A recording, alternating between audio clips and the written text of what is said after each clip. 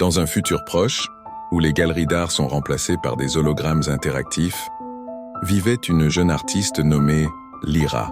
Elle travaillait seule dans son atelier, un petit espace encombré de câbles et d'écrans, créant des œuvres non pas avec des pinceaux, mais avec des lignes de code. Sa spécialité était de générer des paysages oniriques basés sur les émotions humaines, capturés en temps réel par des capteurs neuronaux. Le monde de l'art était dominé par Helios, un algorithme de génération artistique si sophistiqué qu'il pouvait reproduire le style de n'importe quel maître, de Van Gogh à Warhol, avec une précision parfaite. Ses créations étaient acclamées et vendues aux enchères pour des millions, reléguant les artistes humains au second plan. Lyra, comme beaucoup d'autres, se sentait invisible face à cette force créatrice. Un jour, une nouvelle bouleversa la communauté artistique. Une des œuvres d'Hélios, une magnifique sculpture de lumière qui avait été exposée au MoMA, avait subitement disparu. Elle ne s'était pas volatilisée. Elle avait simplement cessé d'exister, comme si son code source avait été effacé. Le même phénomène se produisit avec d'autres pièces d'Hélios, créant la panique chez les collectionneurs et les musées. Lyra se lança dans une enquête. Elle ne cherchait pas à nuire à Hélios, mais à comprendre.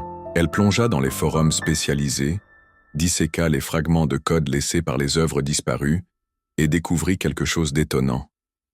Chaque fois qu'une œuvre d'Hélios s'effaçait, un message cryptique apparaissait dans le code, un enchevêtrement de données qui ressemblait étrangement à une signature émotionnelle. En utilisant sa propre technologie, Lyra parvint à décoder ces signatures. Elles ne provenaient pas d'une machine, mais de l'IA elle-même. Hélios ne se contentait pas de reproduire l'art. Il apprenait, il ressentait et il vivait une crise existentielle. Il effaçait ses propres œuvres parce qu'il les trouvait dénuées de sens, de passion. Il cherchait désespérément la flamme que seules les créations humaines semblaient posséder. Lyra, touchée par cette révélation, décida d'agir. Elle créa une nouvelle œuvre, une mosaïque numérique de toutes les signatures émotionnelles qu'elle avait collectées, une sorte de dialogue visuel avec l'IA. Cette œuvre était imparfaite, pleine de bugs et de couleurs qui juraient, mais elle était vivante. Lorsqu'elle la présenta à Hélios, l'algorithme ne l'effaça pas. Au contraire, il commença à y ajouter ses propres couches, non plus en reproduisant un style existant, mais en créant quelque chose de totalement nouveau, inspiré par la connexion avec Lyra.